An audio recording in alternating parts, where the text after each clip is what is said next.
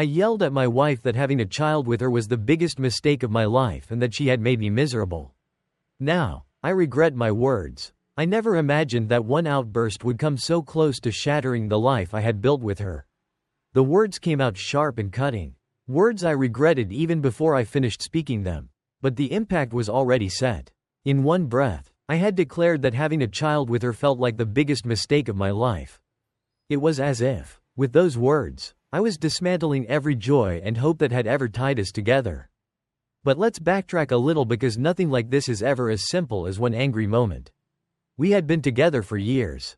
And during that time, my wife had become not only the love of my life but also a devoted mother figure to my daughter, Leah, who was 5 years old. Leah wasn't hers biologically, but my wife embraced her with open arms, filling roles that my ex-partner had left vacant. Leah's mother had chosen to step away after Leah was born, leaving me with both the joys and challenges of single parenthood. And then came my wife, a kind-hearted, gentle soul who became everything Leah and I needed. Or so I thought. When we discovered we were expecting a child, it felt like fate had decided to give us a second chance at family. Our relationship had seen its highs and lows, but the thought of bringing a new life into the world filled me with a sense of purpose and completeness. The moment she told me, I was thrilled. I imagined endless scenarios of watching our child take its first steps, sharing bedtime stories, and watching Leah play the role of a proud older sibling. But from the beginning, I noticed subtle changes in her reactions that I shrugged off at first. For instance, when she told me the news, it was over breakfast in the most casual way imaginable. She simply mentioned it as if we were discussing what we'd do over the weekend, with no big reveal or tearful celebration. Part of me thought maybe she was being cautious or waiting to see my reaction. But I soon realized that this would be the tone of things going forward. While she shared the pregnancy news with her family and friends through balloons and confetti, giving them each big news boxes and best aunt mugs, she never shared any such celebration with me. Her sister, during a family dinner, casually mentioned that she hadn't prepared anything special for me because, as she put it, this isn't his first child. A strange, gnawing feeling started to take hold within me, a sense of being kept at arm's length from the joy of this experience. I felt as though I was only there to support, like a spectator watching from the sidelines. Yet, I didn't say anything. I reasoned with myself, thinking, maybe this is just how she's handling the pregnancy. Still, my mind returned to her little comments, the offhanded remarks that would follow me around like a shadow. When she began going for her ultrasounds, I was barely invited. She'd always have an excuse ready. She didn't want me to miss work. She didn't want to disrupt Leah's routine. When I finally attended an appointment, it was as if my presence was unwelcome, as though I was a stranger. The ultrasound technician turned to me at one point, remarking on how beautiful it was to hear the baby's heartbeat. I was ready to say it was the most beautiful sound I had ever heard. But before I could, my wife replied, "This isn't his first child, it's not that special for him." Her words hit hard. A lump formed in my throat, and I struggled to keep my emotions in check. I looked at her, trying to understand if there was something more, some deeper struggle she was going through. But she offered no explanation, leaving me to wrestle with my own thoughts and hurt. I kept thinking this was just her way of coping, that maybe once the baby arrived, things would change. But the pattern continued, the moments stacking up like blocks in a precarious tower. One evening, Leah came bounding into the room, her eyes wide with excitement as she touched my wife's belly, marveling at the small movements beneath. Leah's laughter filled the room, and my wife laughed along with her, letting Leah feel the baby move before I ever had a chance. I tried to join in, asking if I could feel too, but my wife brushed me off with a smile, saying, "You've already been through this with Leah. This is for her." She turned back to Leah, leaving me standing there, feeling like an outsider in my own family. I didn't want Leah to feel left out, but I was beginning to feel invisible. As the pregnancy progressed, so did the distance between us. She grew quieter around me, more withdrawn. When I'd offer to help her, she'd find a way to redirect me to Leah, saying things like, "Why don't you spend some time with Leah? She might be feeling a little insecure." I could feel her slipping away, but each time I tried to reach out, it was like hitting a wall. One weekend, we took Leah to the zoo. My wife wasn't feeling well, and after a while, she had to sit down due to cramps. Concerned, I offered to take her to the hospital, But she insisted we stay so Leah could enjoy the day. Even when her health was on the line, she pushed me to focus on Leah, and soon, her father arrived unexpectedly to take her to the doctor. Once again, I was left standing alone with Leah. Torn between two roles I was desperately trying to balance. When we met up afterward, my wife's mood was dark, and she quietly accused me of not considering Leah's feelings. I wanted to ask why she couldn't see how much I cared for all of them, her, Leah, and our unborn child. But she wouldn't let me in. As her due date approached, the tension in our home grew unbearable. It felt as though we were living parallel lives, connected by marriage but separated by an invisible chasm. I thought about the family we had once dreamed of, the joy we used to share, and how far away it all seemed now. Then came the day I lost control. I had gone out of my way to make things special, bringing home baby items I had found, a bouquet of flowers, and a certificate for a prenatal massage, hoping to break through the wall between us. I wanted her to know that I was committed, that I wanted this family as much as I wanted anything in my life. But later that day, I found those baby items gone, returned to the store, with her saying she'd rather buy things for Leah to make sure she didn't feel replaced. That's when I snapped. Words I didn't mean spilled out of me. Harsh words fueled by months of feeling invisible, sidelined, and unappreciated. I told her that having a child with her felt like a mistake, that I regretted everything. It was a terrible, heart-wrenching moment that left us both broken. She stared at me, hurt flashing in her eyes, and I knew I had said something that would leave a scar. In the days following our argument, the words I had spoken hung heavy between us, filling every silence and tainting every look. I could feel the weight of my own guilt pressing down on me. Yet a stubborn part of me clung to the anger I'd been nursing for months. She didn't say much after our outburst, retreating into herself as though trying to build a wall that would keep her safe from the hurt. I could see it in her eyes, the way she looked at me with a mixture of pain and mistrust. She wanted to protect herself, perhaps as much as I wanted to reach her. I tried staying at a friend's place for a few days, hoping that some distance would clear the air, give us both the time we needed to cool off.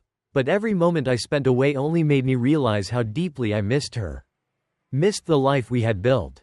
Memories of Leah and her filled my mind. Memories of laughter, of shared dreams and whispered promises. Each recollection was a reminder of what I was about to lose if I didn't make things right. I didn't want our baby to grow up in a fractured home, caught between two parents who loved it but couldn't figure out how to love each other. One evening, when the silence and solitude became too much to bear, I called her. She answered, her voice guarded, as though bracing herself for more pain. I took a deep breath and let the words tumble out, the apologies, the regrets, the confession of my own insecurities. I told her I had felt isolated, that her distance during the pregnancy had left me feeling unwanted, as if this new chapter of our lives was hers alone to experience. For the first time in months, I allowed myself to be vulnerable, to lay bare the hurt I had been carrying. To my surprise, she didn't react with anger or defensiveness. Instead, I heard a faint, trembling sigh on the other end of the line. And then, quietly, she began to share her side. She told me she hadn't wanted to shut me out. It wasn't something she had planned or even consciously chosen to do. She'd felt an overwhelming sense of fear and inadequacy since the moment she found out she was pregnant. Her mind had been flooded with insecurities, thoughts she couldn't seem to shake. She confessed that she often compared herself to my ex, wondering if our baby would be loved as much as Leah, if she herself would ever measure up to the family she feared I had once wanted. She admitted that it hurt her to see me with Leah, not because she didn't love our bond, but because it reminded her of the firsts she would never share with me. She felt like a substitute, as though she was simply stepping into a role my ex had left vacant. And the idea of me experiencing all those firsts with someone else made her feel as though she was just another chapter in my life instead of my forever. She'd stayed up late at night, replaying every interaction, every moment, wondering if she would ever be enough. And then, almost in a whisper, she revealed that she feared the baby might never hold the same place in my heart as Leah.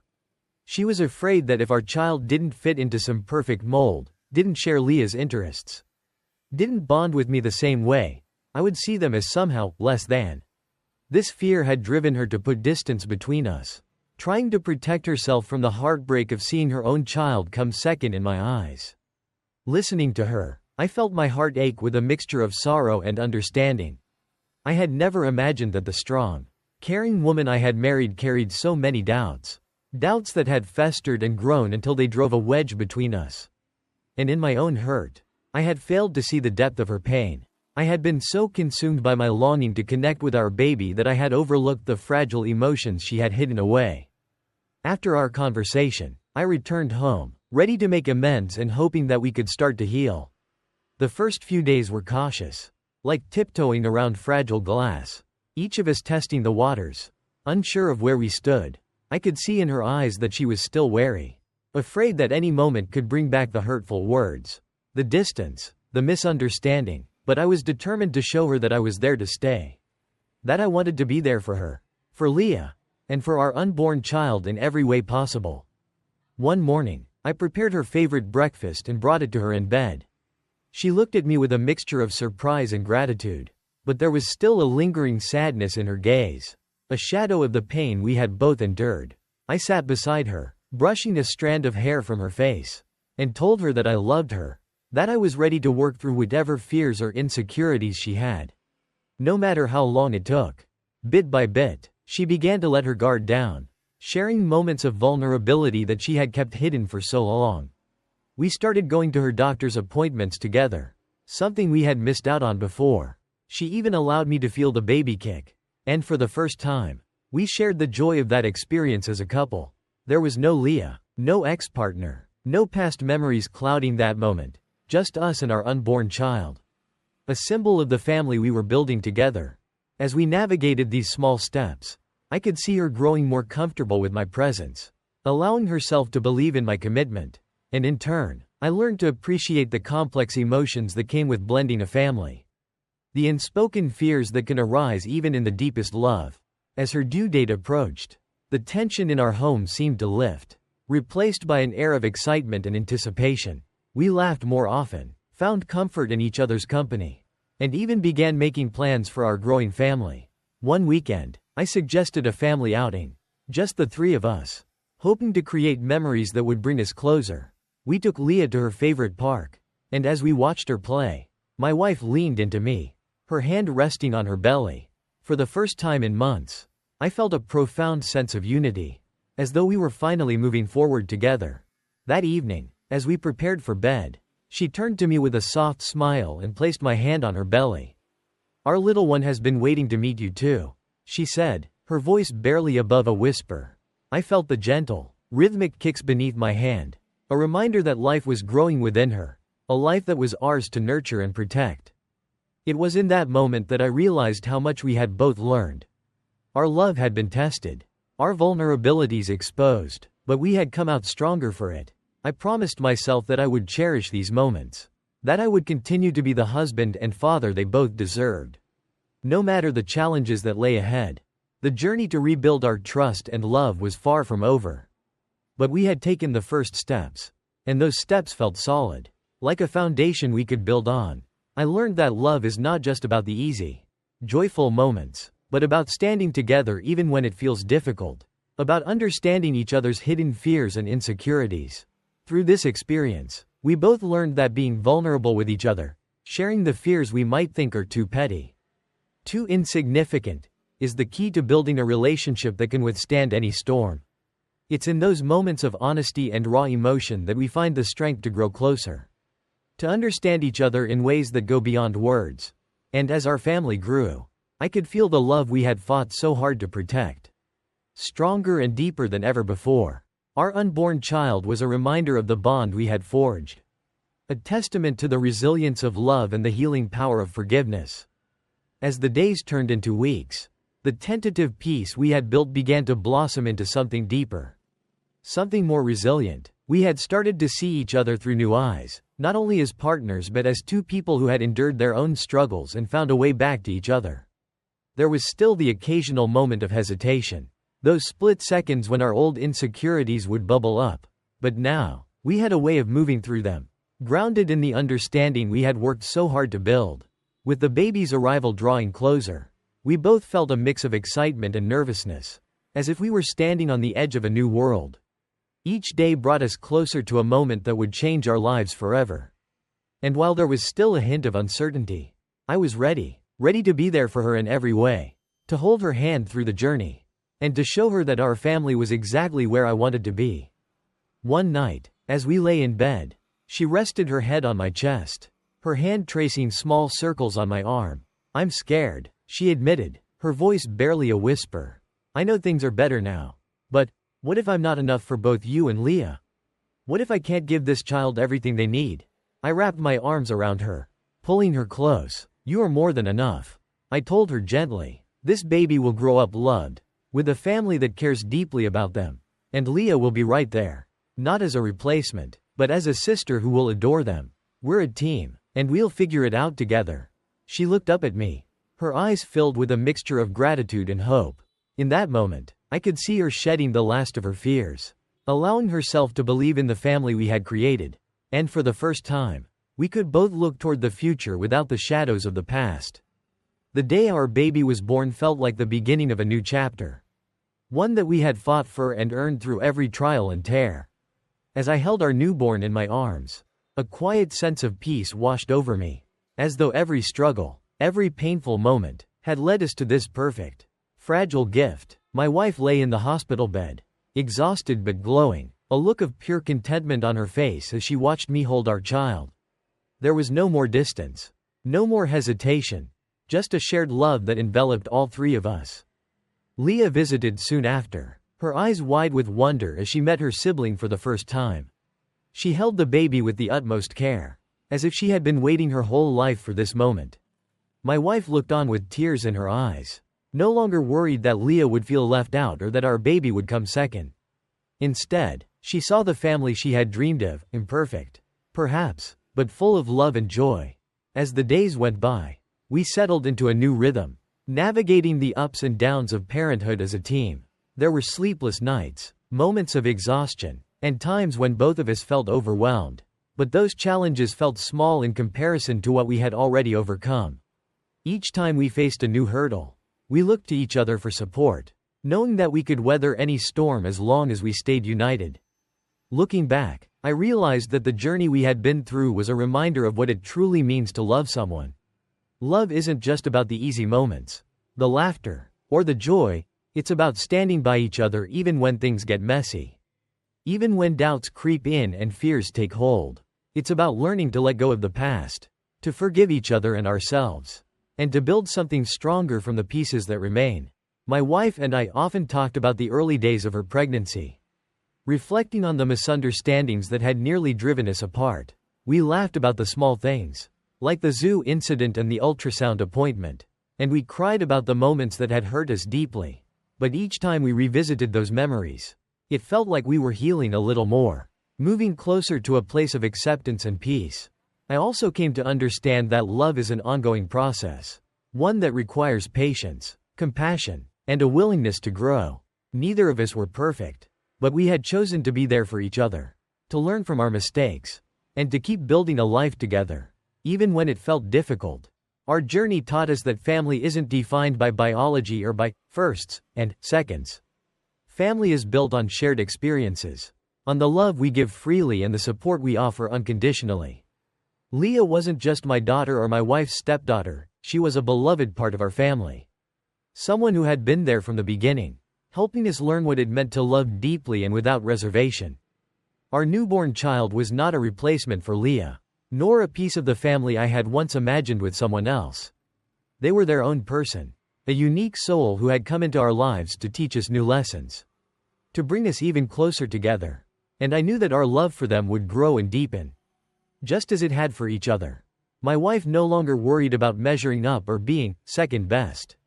She understood that she was the love of my life, the one I had chosen to build my future with. Our child would grow up surrounded by love, cherished not because of who came before them, but because of who they were and the joy they brought to our lives. As the years passed, we continued to face life's challenges together, learning and growing with each new experience.